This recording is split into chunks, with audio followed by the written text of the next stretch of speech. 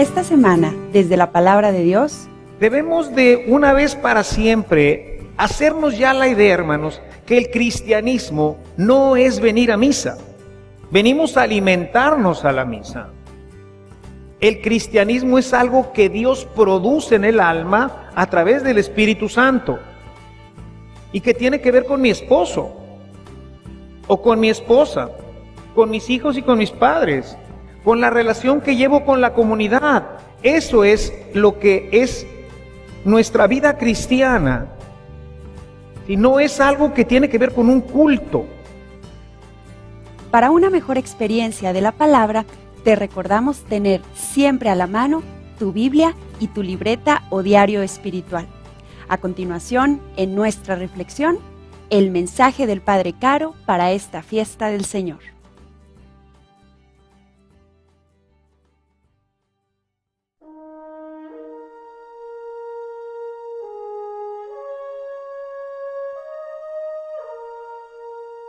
Un día Jesús estaba orando y cuando terminó, uno de sus discípulos le dijo: Señor, enséñanos a orar, como Juan enseñó a sus discípulos.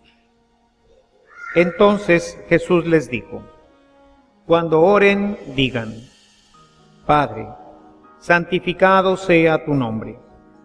Venga tu reino. Danos hoy nuestro pan de cada día. Y perdona nuestras ofensas, puesto que también nosotros perdonamos a todo aquel que nos ofende. Y no nos dejes caer en la tentación. También les dijo: Supongan que alguno de ustedes tiene un amigo que viene a medianoche a decirle: Préstame por favor 3 panes, pues un amigo mío ha venido de viaje y no tengo nada que ofrecerle. Pero él le responde desde dentro: No me molestes, no puedo levantarme a dártelos, porque la puerta ya está cerrada y mis hijos y yo estamos acostados. Si el otro sigue tocando, yo les aseguro que aunque no se levante a dárselos por ser su amigo, sin embargo, por su molesta insistencia, sí se levantará y le dará cuanto necesite. Así también les digo a ustedes: pidan y se les dará. Busquen y encontrarán. Toquen y se les abrirá. Porque quien pide recibe, quien busca encuentra, y al que toca se le abre. ¿Habrá entre ustedes algún padre que cuando su hijo le pide pan le dé una piedra? ¿O cuando le pida pescado le dé una víbora? ¿O cuando le pida huevo le dé un alacrán? Pues si ustedes, que son malos, saben dar cosas buenas a sus hijos, cuanto más el Padre Celestial dará el Espíritu Santo a quienes se lo pidan.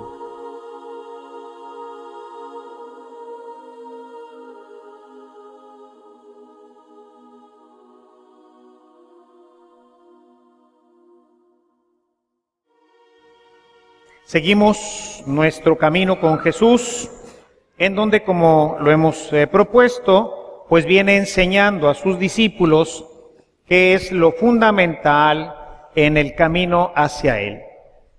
Y bueno, pues toca ahora la enseñanza sobre la oración.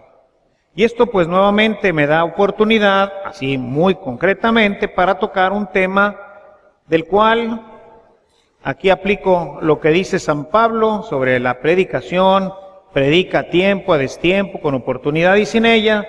Pues aquí me queda muy bien el tema de la oración, la cual pues me han oído predicarles cada vez que puedo. Cada vez que me da la oportunidad un poquito la liturgia, trato de tocar este tema. ¿Por qué es tan importante la oración? La oración, mis hermanos, es lo que alimenta el alma. Sabemos por la Escritura y el Catecismo que Dios ha derramado su Espíritu Santo en nuestros corazones, dice Romanos 5:5. Y que la acción del Espíritu Santo en nosotros es la que produce el reino. ¿Sí? Justicia, paz y gozo. ¿Ok? Son condiciones que tienen que ver con la vida ordinaria. todos quisiéramos tener paz en nuestro corazón, independientemente de qué esté pasando en nuestra vida. ¿Sí? O sea, todos pasamos por situaciones difíciles, pérdidas de la salud, pérdidas de trabajo, problemas con los hijos, problemas con los padres, problemas con la comunidad. O sea, nuestra vida se enreda y entonces perdemos la paz, perdemos la alegría, perdemos el gozo y nuestra vida pierde esa calidad que deberíamos de tener siempre, que es constante. Eso lo produce el Espíritu, pero el Espíritu se alimenta de la oración. De tal manera que si no tenemos oración, el Espíritu no se alimenta. Y cuando entramos en esas situaciones difíciles de la vida, cuando se pierde el trabajo, se pierde la salud, se tiene problema con el hijo, con el padre, entonces el Espíritu Santo no tiene suficiente fuerza para animar nuestra vida.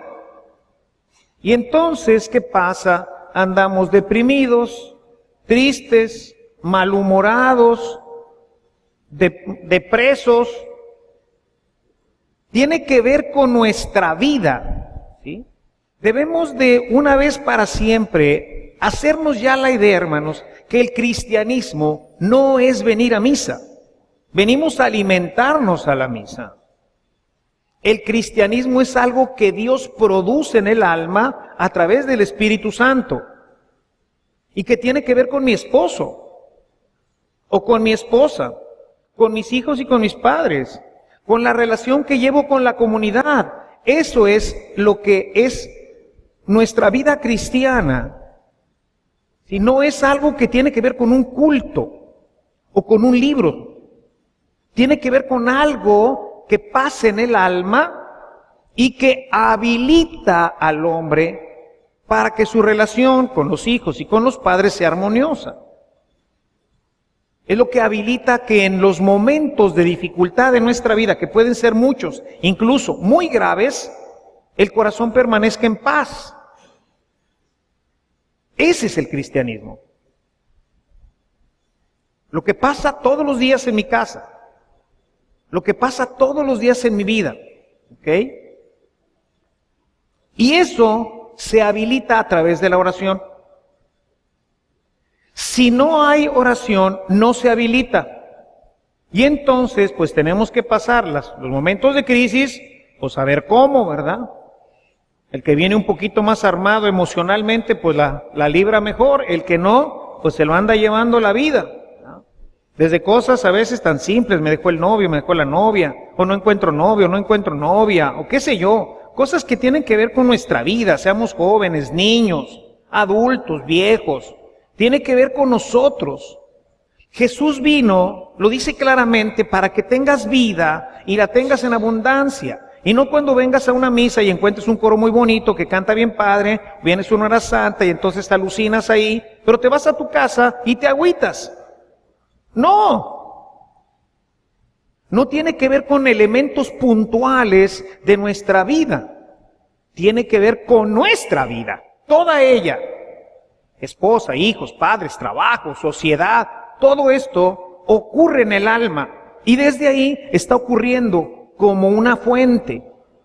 Siempre está produciendo independientemente de si estoy en el culto o si estoy en mi casa, en una fábrica, haciendo un hoyo para plantar un árbol en mi casa, en cualquier momento.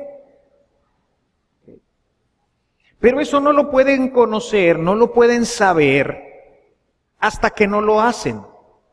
Y por eso ven que continuamente, hermanos. Hoy el capítulo 11 nos presenta 3 instrucciones muy importantes sobre la oración que vamos a complementar con el capítulo 6 de Mateo, en donde Mateo trata el mismo tema de la oración a propósito del Padre Nuestro. Solamente Mateo y Lucas nos presentan la instrucción del Padre Nuestro, pero bajo circunstancias y complementan con elementos que ojalá y puedan ser de utilidad para ustedes. para que oren. ¿Sí? Muy bien. Les decía entonces que el Evangelio de Lucas y el de Mateo presentan dos visiones diferentes. Los dos hablan del Padre Nuestro, incluso la versión del Padre Nuestro es distinta en uno que en otro, tiene elementos un poquito diferentes, pero no me voy a meter ahorita en este tema exactamente del Padre Nuestro, sino en la visión que tiene cada uno de qué es la oración y cómo desarrollarla. Uno de los elementos que difiere Lucas de Mateo es que la oración, si ustedes vamos a abrir nuestras Biblias, pueden poner por ahí un separadorcito en el capítulo 6 de Mateo y otro en el 11 de Lucas, porque vamos a estar refiriéndonos continuamente a estos dos para ir viendo cómo desarrollan ambos la oración. En Lucas está en el capítulo 11, son los primeros versículos, mientras que en Mateo está en el capítulo 6, a partir del versículo 5.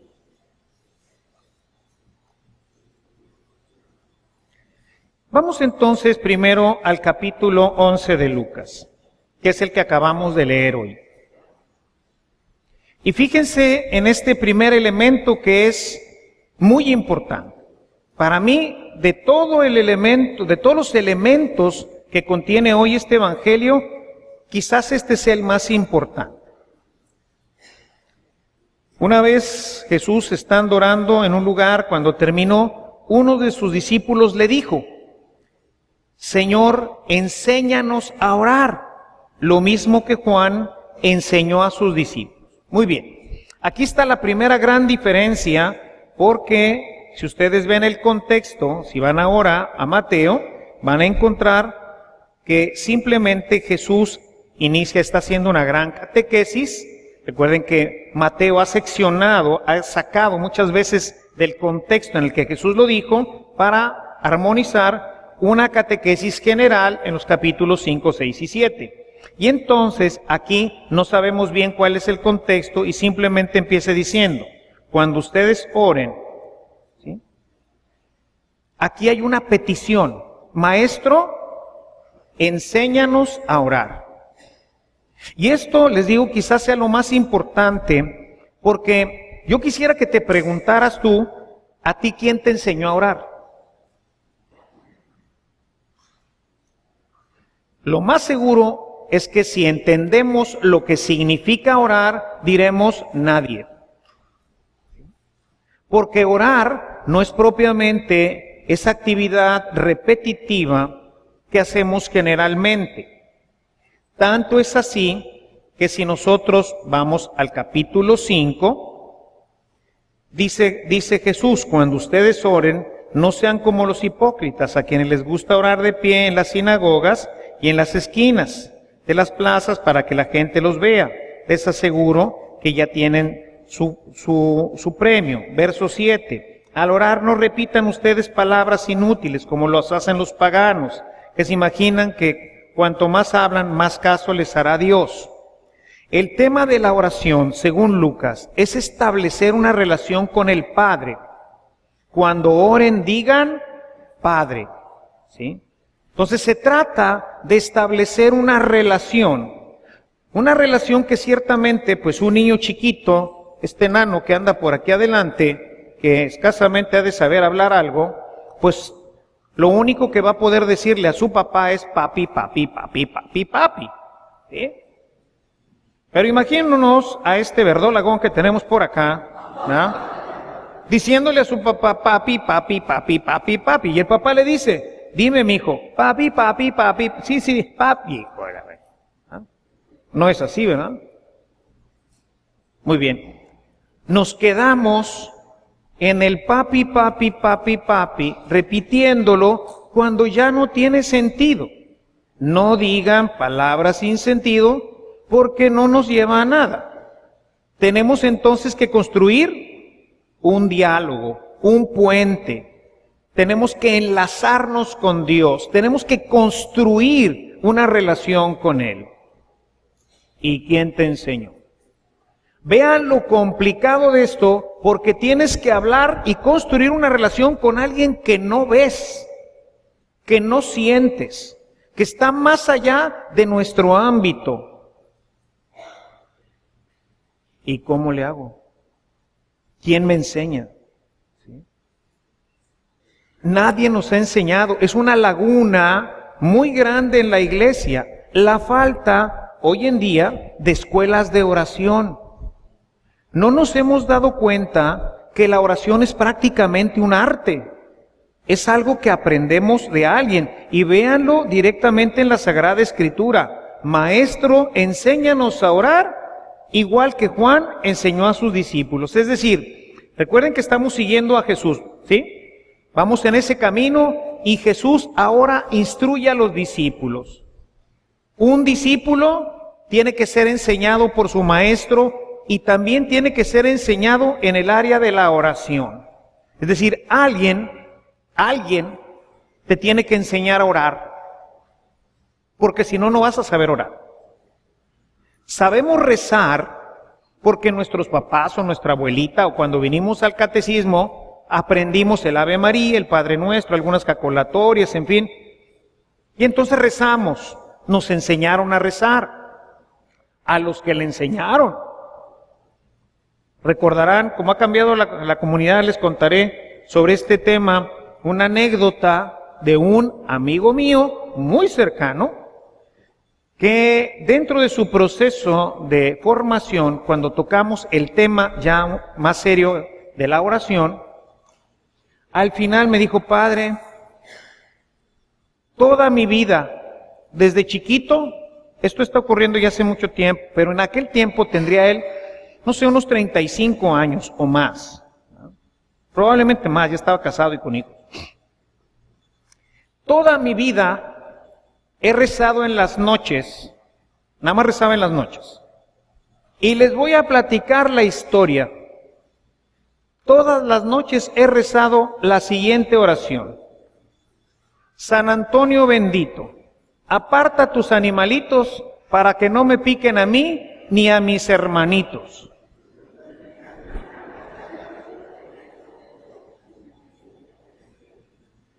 Una persona de 35 o más años ha rezado por las noches San Antonio bendito. ¿Qué tiene que ver San Antonio en esto? No sé.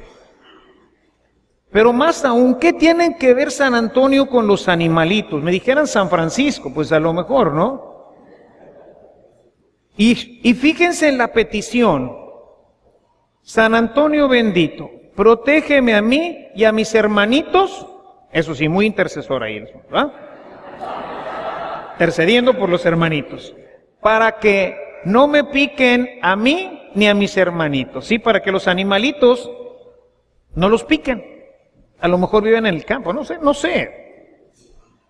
No rezaba en las noches el Padre Nuestro ni el Ave María, le rezaba a San Antonio bendito.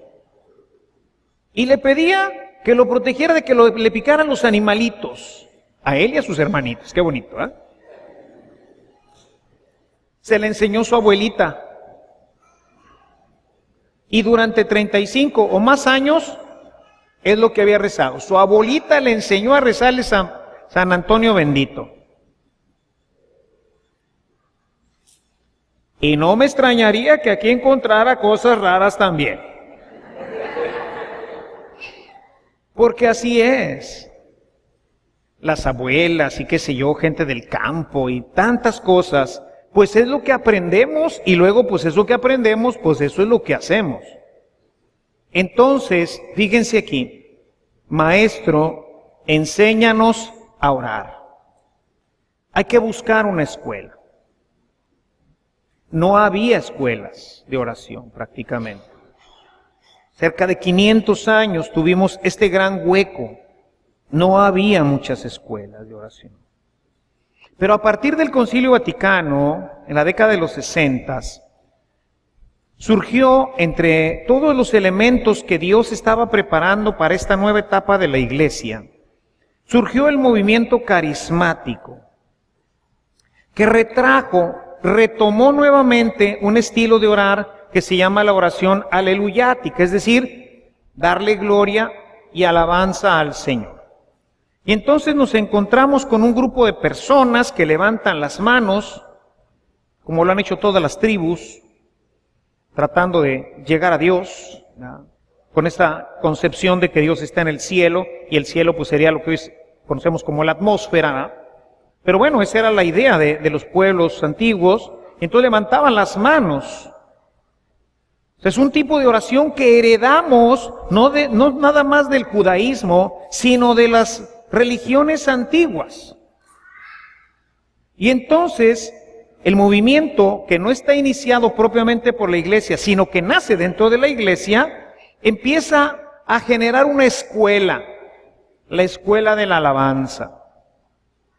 Y entonces encontramos en los grupos gente que a través de esa forma de comunicarse con Dios, empieza a alabarlo, a glorificarlo, a darle gracias, a bendecirlo, y empieza a combinar no solamente la oración vocal, que ya no nace de un libro, sino que nace del corazón, y que involucra el cuerpo, sentimientos, y que va acompañado generalmente de música. Y empieza a producir efectos transformantes en aquellos que la empiezan a practicar. Una escuela de oración. ¿Ya existía la oración aleluyática en la iglesia? Claro. Te alabamos, te bendecimos, te glorificamos, te damos gracias. No hay un hilo que se conecte entre este y esto. Y obviamente esto pues no conecta nada más. No es te alabamos, te bendecimos, emoción, no. ¿Sí? ¿Con quién estoy hablando? No con nadie, estoy repitiendo, a veces sin sentido y sin darme cuenta, una oración que aprendí. Pero no le estoy metiendo feeling, ¿no? Yo cuando doy este tema dentro de alguna de las escuelas de oración, les digo, imagínense ustedes, les voy a poner este rollo. El enamorado va a llevar serenata a la novia, ¿verdad? O va a cantar y se va a aventar aquel canto del cucurrucucú, cucurrucucú, cucurrucucú, ¿verdad? Y entonces está y le dice, canto al pie de tu ventana. Pues para que sepas que te quiero. La mujercita dirá, ¿y realmente se me querrá? No se ve, ¿no? Pero ¿qué tal si le pones música y le pones enjundia, ¿no? Canto al pie de tu ventana. ¡Ay, Carlitos! ¿Ah? Y el cucurrucucú, ¿cómo nos suena? Cucurrucucú, cucurrucucú, cucurrucucú, paloma, le cantaba.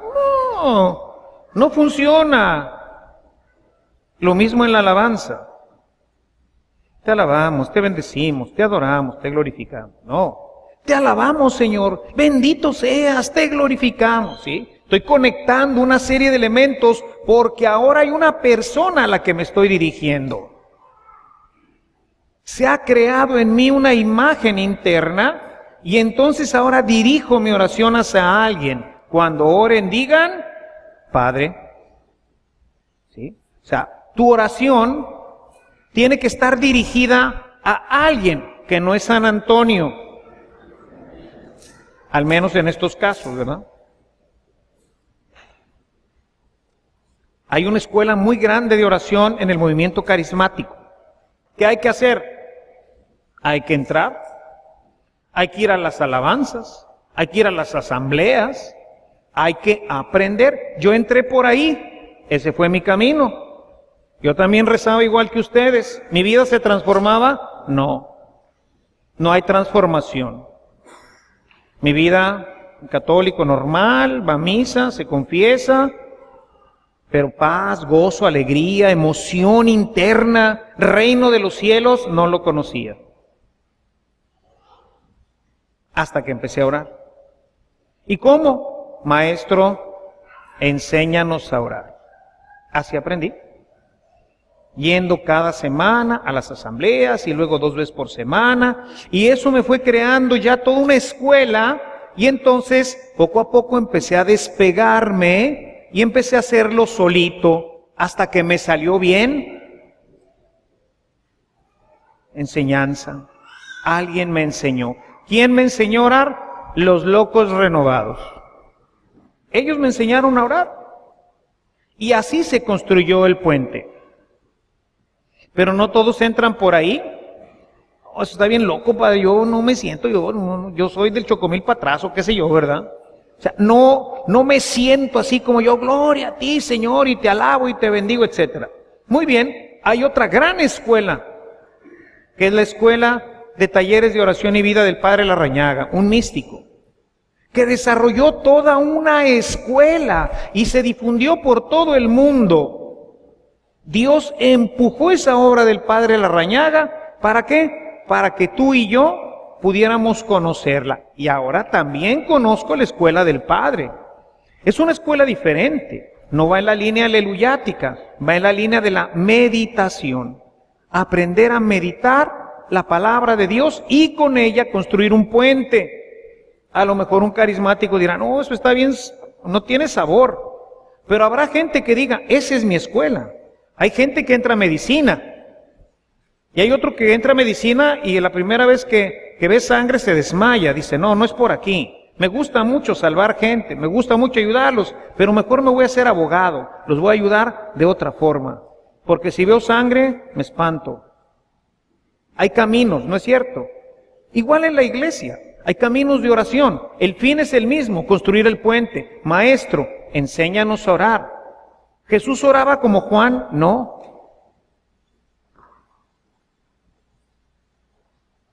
Jesús enseñó otra forma. Maestro, enséñanos a orar. Ahí está otra escuela. Hay otra gran escuela que es la del padre Keating, Thomas Keating. Se llama la Escuela de Oración Centrante. Hay mucho material y hay una escuela aquí en Monterrey, no está tan difundida, pero está ahí, ¿verdad? Es una oración un poquito más complicada, más compleja, pero mucho más profunda. La oración centrante, es la oración contemplativa. Hay una escuela, ¿sí? Se llama así, oración centrante, del padre Keating. Otra escuela, maestro, enséñanos a orar.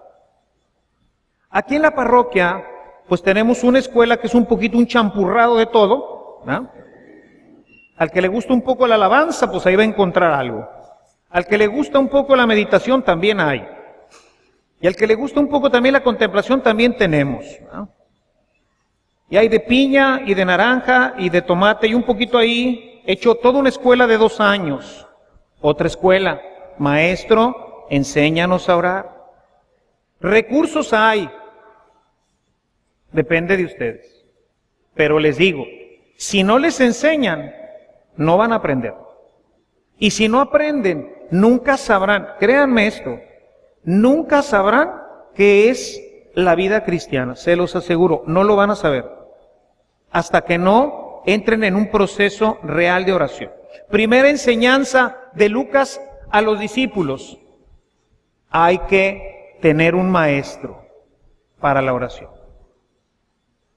Segunda enseñanza, a diferencia de Mateo, si ustedes van al capítulo, nuevamente, si van hacia el capítulo 6, van a encontrar que al final, el versículo 14, hace énfasis en el tema del perdón. O sea, va a referir a los últimos versículos del Padre Nuestro y va a hacer énfasis en el tema del perdón. Porque si ustedes perdonan a otros el mal que les han hecho su Padre que está en el cielo, los perdonará también. Pero si no perdonan a otros, tampoco su Padre les perdonará a ustedes sus pecados. ¿Okay? Mateo presenta que la oración sirve para una cosa importantísima: perdonar. ¿Quién tiene que perdonar? Todos. ¿Por qué? Porque el que vive con nosotros mete la pata. Porque el que trabaja con nosotros mete la pata. Porque todos metemos la pata. y lastimamos al que camina con nosotros. Porque le dijiste, porque no le dijiste, porque le hiciste, porque no le hiciste, y necesitas pedir perdón. Pero todos sabemos, creo, sobre todo los más grandes, quizás también los chavos, todos sabemos que hay heridas bien serias. Una amiga que verdaderamente me falló, ¿eh? Un amigo que me falló bien gacho. Y me genera una herida profunda, seria. Imagínense cuando esto ocurre con el papá, la mamá, el esposo, la esposa, ¿no? Heridas pero bien tremendas. Y hay que perdonar, porque si no perdonas, no puedes regresar a la paz. Y siempre estás con la muina, y siempre estás con el sinsabor, y siempre estás con ese deseo de venganza. ¿Y qué dice el texto de Mateo? Si no oras, no puedes. ¿Sí? ¿Quieres perdonar? Ora. No sé, métete a una escuela. ¿Sí? ¿Ven cómo se va eslabonando? Lucas va por otro camino. Si vamos ahora al Evangelio de Lucas, vamos a encontrar un camino diferente, una acción diferente. Ahora el tema tiene que ver con la confianza. Dice en el versículo 9 de este capítulo 11, así que yo les digo, pidan y Dios les dará, busquen y encontrarán, llamen a la puerta y se les abrirá, porque el que pide recibe y el que busca encuentra, y el que llama a la puerta se le abre. Y el verso 11, fenomenal. ¿Acaso alguno de ustedes que sea padre sería capaz de darle a su hijo una culebra cuando le pide pescado? ¿O de darle un alacrán si le pide huevo? Pues si ustedes, que son malos, saben dar cosas buenas a sus hijos, cuanto más el Padre Celestial dará el Espíritu Santo a quienes se lo pidan. La oración te va a llevar por un camino de confianza plena. ¿Sí? Ahí vas a saber que tienes un papá que te va a dar siempre todo lo que necesitas. Y en la mentalidad de Lucas, lo más importante que te va a dar es el Espíritu Santo. ¿Sí? ¿Por qué? Porque es el que hace que todo lo que tú le pidas tenga o no sentido. ¿Cuántas veces nosotros pedimos por la salud? ¿Sí? Y parece que Dios no nos escucha y no nos la da. Y pasa el tiempo y de repente empiezas a ver a tu alrededor y te das cuenta de que ahora a tu alrededor hay mucha gente que hacía mucho que no veías, familiares, amigos, etcétera, y que ha sido precisamente tu enfermedad la que los ha atraído. Y te das cuenta de que había problemas en tu casa serios y que precisamente la enfermedad los trajo. Y situaciones más graves, ¿verdad? La muerte de un hijo, de una hija, ¿verdad? Que jala una serie de elementos y que en un momento determinado tú dices, qué bueno que no sané. Qué bueno que no he conseguido trabajo. Hombre, si supieran la cantidad de testimonios que conozco de cómo comunidades enteras se han volcado sobre familias para ayudarlos en los momentos de necesidad. Y entonces dice uno, realmente Dios me ama a través de mis hermanos. Bendita necesidad que me mostró la gracia y el poder de Dios. Te dará el Espíritu Santo. Dios te escucha, sí, pero te da lo mejor que necesitas, que no siempre es la salud, aunque todos lo pudiéramos pensar así. O no te da el dinero, aunque todos lo pudiéramos pensar así. Sin embargo, cuando tú empiezas a orar, cuando tú empiezas en este proceso real de oración, empiezas a darte cuenta que efectivamente lo que necesitas es a Dios. Solo Dios basta. Y te das cuenta de que en tu proceso de oración vas perdiendo el temor, vas ganando en alegría. Tu mundo se empieza a iluminar a pesar de que estás en una situación grave. Dices, ¿qué está pasando? ¿Cómo es que esto sucede? Y la gente que está a tu alrededor dice, ¿qué le pasa a esta persona? ¿Cómo es posible que en medio de la dificultad, de la necesidad, del dolor, la esté viviendo con tanta paz, con tanta alegría, con tanta serenidad, cuando tiene 6 o 7 o más meses sin trabajo? Cuando ya otras familias ya se destruyeron por la falta de trabajo, y esta familia, al contrario, se ha unido más. ¿Qué hay en ella que no está en la otra? Y si le buscas tantito, vas a encontrar una vida de oración ahí adentro. Por eso les digo, tiene que ver con tu vida. Tiene que ver con esas situaciones difíciles que todos pasamos. Tiene que ver con esos pleitos que a veces tenemos con la esposa, con los hijos, con los padres. Y que no encuentras la manera de regresar nuevamente a la paz. Que no encuentras las palabras ni la forma para decir, papá, perdóname. El hombre de oración, la mujer de oración, siempre sabe cómo. El hombre y la mujer de oración permanecen en paz. Sabe interiormente, como dice San Ignacio de Loyola, sabe interiormente que tiene un papá que sí lo está oyendo y que si le está pidiendo pan, no le va a dar una culebra o un alacrán, sino que le va a dar mucho más de lo que está pidiendo. Pero eso se lo tiene que comunicar Dios a tu corazón. Yo te lo puedo decir ahorita, pero a la hora que estés metido en un problemón, esto es como el banco. Hay que ahorrarle. Y viene el problema y ahí está el dinero en el banco. No ahorraste, viene el problema y ahora ¿qué pasa?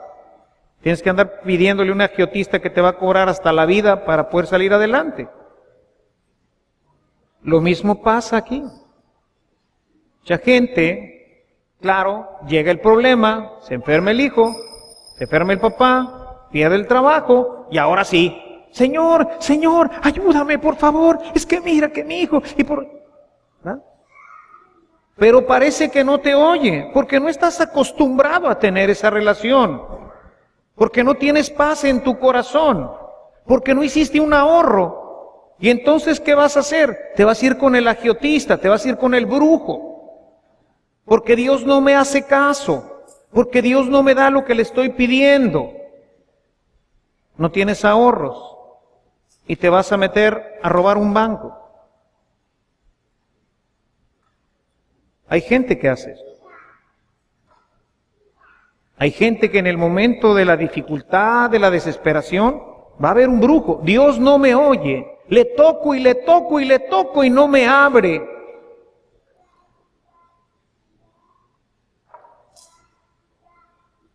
Hay que empezar. ¿Pero cómo? Maestro, enséñanos a orar. Para que cuando llegue la dificultad, haya paz, serenidad, gozo, alegría en mi corazón. Para que tú hayas formado en mí esta imagen de papá. Y sepa yo interiormente que no me vas a abandonar, que estás conmigo y que estás haciendo algo, aunque yo no alcance a verlo. Solamente el hombre y la mujer de oración, nada más. Y la tercera enseñanza, que es la más difícil y que solamente aparece en Lucas también, al menos en este contexto, es el de la perseverancia. Dice Jesús, y forma parte del contexto, ¿no? Verso 5, también les dijo, o sea, cuando le está enseñando a orar, les dice, también les dijo. Les dice el Padre Nuestro, le dice, también les dijo. Supongamos que uno de ustedes tiene un amigo y que llegue a medianoche y le dice, amigo, dame unos panes, por favor. Pero te dice, no, hombre, ya estoy dormido. Y tú estás, ¡órale! Y no lo dejas dormir. Por favor, hombre, no más 3 panes. No, ya no quiero levantarme. Sí, ándale. Vas a salir y ten tus panes, vea, déjame dormir. Dice el Señor, perseverancia. Perseverancia. He conocido, hermanos, a lo largo de ya mi larga vida, voy a cumplir 25 años de sacerdocio y empecé mi vida cristiana a los 20. He visto entrar mucha gente a renovación y pocos llegar a tener una vida plena en el Señor. He visto mucha gente entrar en procesos de oración del Padre Keating o de talleres de oración y nunca conocer esto de lo que les estoy hablando. ¿Por qué? Porque esto requiere procesos largos. Y cuando digo largos me refiero a toda tu vida. Entran al taller de oración, se emocionan, está padrísimo, lo terminan y empiezan orando 20 minutos y luego 15 y luego 10 y otra vez regresan simplemente a persinarse en las mañanas. Perseverancia. Perseverancia en la oración. No se alcanza en periodos cortos de la vida, hermanos. ¿En cuánto tiempo te puedes tardar en juntar 1 millón de pesos? Ciertamente depende cuánto ganes, pero cuánto le metas. Sí, gano 100,000 pesos, pero le meto 50 pesos mensuales. No, pues nunca vas a llegar, ¿verdad? No, yo gano 300 pesos, pero los 300 se los meto. Tú sí vas a llegar. Queremos hacernos hombres y mujeres de oración dedicándole 10 minutos a Dios. No, estás frito, estás perdido. Cada vez vas a orar menos. Todas las escuelas de oración siempre insisten en este último tema, porque es el más difícil, perseverar en la oración. Quiero que vean lo que dice Pablo. Les voy a dar 3 citas. Vayan por favor a Efesios, capítulo 6, verso 18.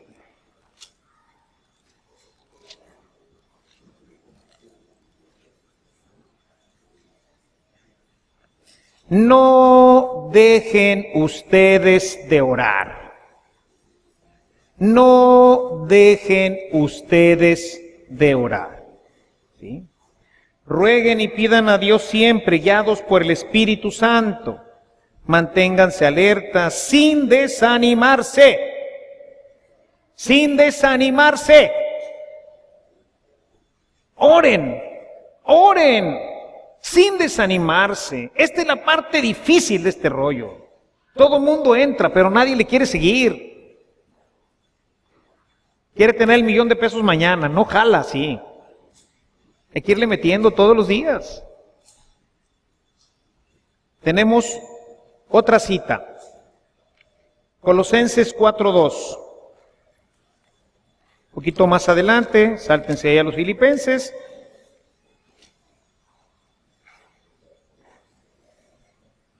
Colosenses 4:2. Manténganse constantes en la oración, constantes en la oración. ¿Sí saben qué es constantes? Si no, googleenlo. Manténganse constantes en la oración, siempre alerta y dando gracias a Dios. Constantes. ¿Sí? Primera de Tesalonicenses, ahí enseguidita, la siguiente carta que tienen ahí en su Biblia. Primera de Tesalonicenses 5:17.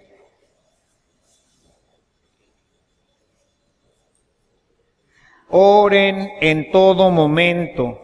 Den gracias a Dios por todo, porque esto es lo que Él quiere de ustedes como creyentes en Cristo. Oren. A ver, en todo momento, ¿qué quiere decir en todo momento? En todo momento. Vas en el camión, ora. Vas en el automóvil, ora. Estás en el cine, ora. Estás en el baño, ora. Es un buen lugar para orar, el baño.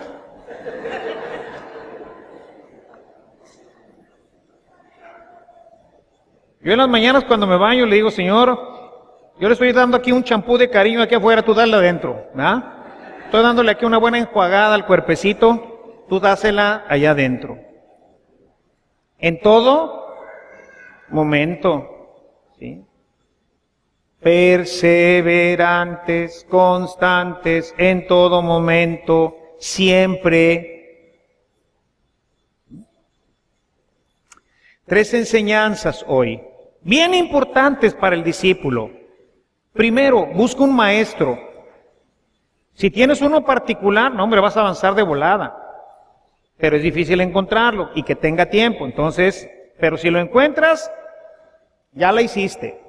Busca un maestro, una escuela donde aprendas. 2, ¿no? En esta escuela tienes que ir buscando que tu oración vaya caminando hacia la profundidad, de tal manera que tu oración se vaya convirtiendo no en una serie de repeticiones, sino en una situación que tiene que venir desde dentro. Y 3, hermanos, esto es a largo plazo y no se puede dejar. Hay que utilizar todos los momentos e ir avanzando para que esto se afiance en el corazón y desde ahí el Espíritu se empieza a nutrir. Y yo te aseguro que en menos de 6 meses o un año, la gente que está a tu alrededor va a decir, ¿qué te pasó? Hagan la prueba por un año. Y si no, vienen y me dicen en mi cara, Padre, usted es un mentiroso. Pero tienes que orar un año y tienes que ir avanzando para que sea 1 hora diaria. No falla. No falla. Pero hay que meterle. ¿Ok? Entonces, la instrucción de hoy es bien importante. Sin oración, no hay vida cristiana. ¿Cómo le hacemos? Busca una escuela. Alguien que te ayude para que puedas absorber todo esto y puedas iniciar tu vida ya desde una perspectiva espiritual y puedas transformar toda tu vida, tu matrimonio, tu relación con los demás. Que el Señor pues nos ayude, mis hermanos, y que podamos iniciar todos. Ojalá, Chihuahua, ¿qué quisiera yo que toda la comunidad conociera esto? Pero no puedo, o sea, trato de ser lo más elocuente y de tratar de comunicarles lo mejor que puedo mi experiencia, pero es un tema que está más allá de nosotros. Es tan cercano como la relación con los esposos y con los hijos, pero es tan lejano en cuanto tengo que entrar en contacto con un ser que no veo, que no toco, que no escucho. Y por eso es necesario entrar en una escuela y perseverar en ella. Alabado sea Jesucristo.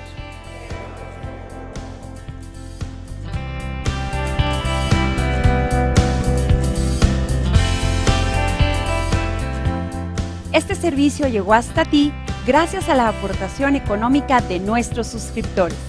Si deseas formar parte de esta gran obra de evangelización, agradeceremos cualquier aportación que salga de tu corazón. También te invitamos a visitar nuestro centro de evangelización en línea, en donde encontrarás de forma gratuita una diversidad de material para tu crecimiento espiritual o el de tus grupos apostólicos. Que el amor de Cristo y la ternura de María reinen por siempre en tu corazón. Hasta la próxima.